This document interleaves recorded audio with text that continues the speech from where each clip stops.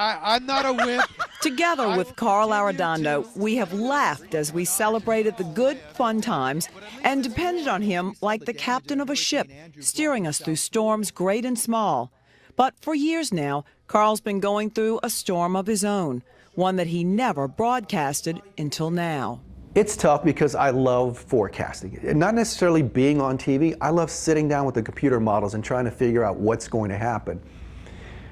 But I've noticed in the past year especially that it's not as easy to do the things that I need to do.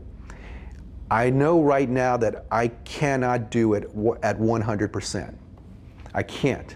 Since his 20s, Carl's been quietly dealing with multiple genetic eye problems. His retina's tore and completely detached, requiring surgeries where he couldn't move for weeks at a time. Later, he had cataracts removed and artificial lenses implanted. And then several years ago, he got a diagnosis even he could not have forecasted: a rare genetic disorder, adult onset retinitis pigmentosa, or RP. Slowly, his vision is narrowing to a small pinpoint in the center.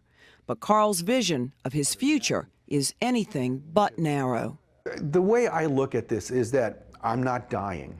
I'm fortunate that I don't have something where I'm dying. And the other thing I look at is that if this came upon me, as opposed to my sister, my son, my niece and nephew, then I'm fine with that. Carl says he's fortunate too, because for decades now, he's been living his childhood dream to be a meteorologist. I was watching the clouds in the sky, watching the shapes. I'd love staring at the cumulus clouds and watching them expand. And then in 6th grade, a TV meteorologist came to my class, and he was Hispanic, just like I am.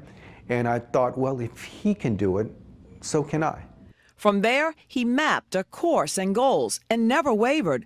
That took him to 3 TV stations, a weather company, the Weather Channel, and then here to Channel 4. He gets to work at least a couple of hours early every day. His plan was to give the Crescent City and WWL-TV just 2 years before moving back home to Texas.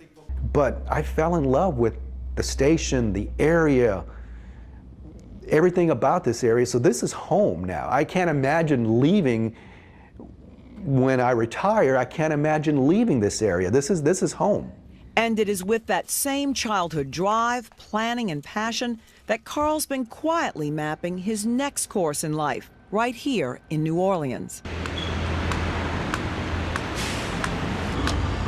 On his time off, Carl's been training to navigate his new world in case he loses that last 5% of his center field of vision. He became a member of the board of the Lighthouse for the Blind, sponsored teams for the Blind Putt-Putt fundraiser, and worked with visually impaired children. Those kids are fearless. They were so much fun. They don't know they have a disability. They don't feel that. You can hear the car slowing down. They have one just And Carl is fearless too, celebrating that moment he felt ready to cross Tchoupitoulas in traffic, blindfolded. He uses his ears to hear traffic, feels the sun on his face for direction, and a cane to feel the curb. And he never complains, not even when a car illegally parked, blocking part of the sidewalk, completely throws him off course, causing him to take precious time to figure out how to get back on track. I think what stands out the most with Carl is his positivity and his determination, because what he's been experiencing with his vision is a huge change in a person's life. Let's listen to your surrounding. I'm not at the curb yet. No, so something changed. So did you walk down a driveway? Did you walk up to a corner? He has embraced it, and he's determined to get through it and to just keep living life like anyone else. A while back, Carl had a private concern about his vision loss. He wondered if there was a special person who would want to enjoy her life with a visually impaired man at her side. He hoped and got an answer through a special person who has experienced loss of her own. Step back clean.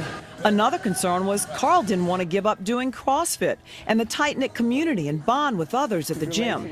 But years ago, before he even knew what RP was, he just happened to read an article about an Indiana woman with RP who detailed her special adaptations so she could continue doing CrossFit.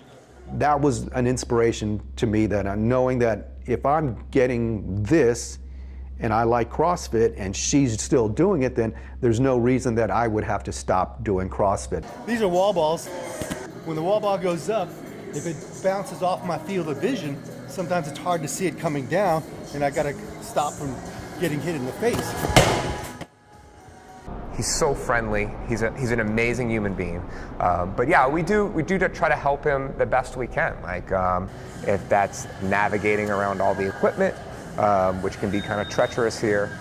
But it's really Carl who is the inspiration to others, including his son Carl IV, who's studying at UL Monroe to be a meteorologist. Of course, it's difficult to see my father, my dad, one of my greatest role models, go through something like this. But like I said, the way he takes it, how I guess optimistic he is inspiration to me, to just know that there's no problem that you face that you can't overcome. He's an amazing trooper, and to think he's done all this accomplishments, despite all the adversity, is just inspirational. It's inspirational. Give me walking directions to Wendy's on Tchoupitoulas. Okay.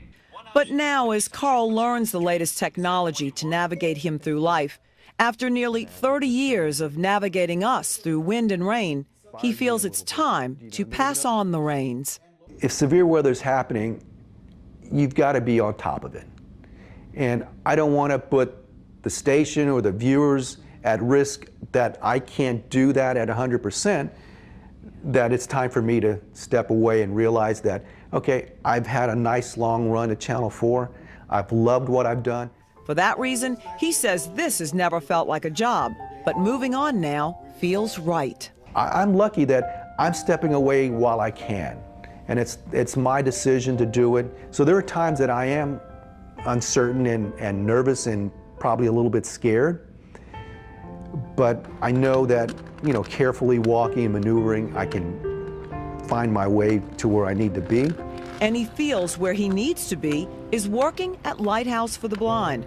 But with all of Carl's acceptance of and planning for this challenge, there is one long-range prediction that he knows he can't change.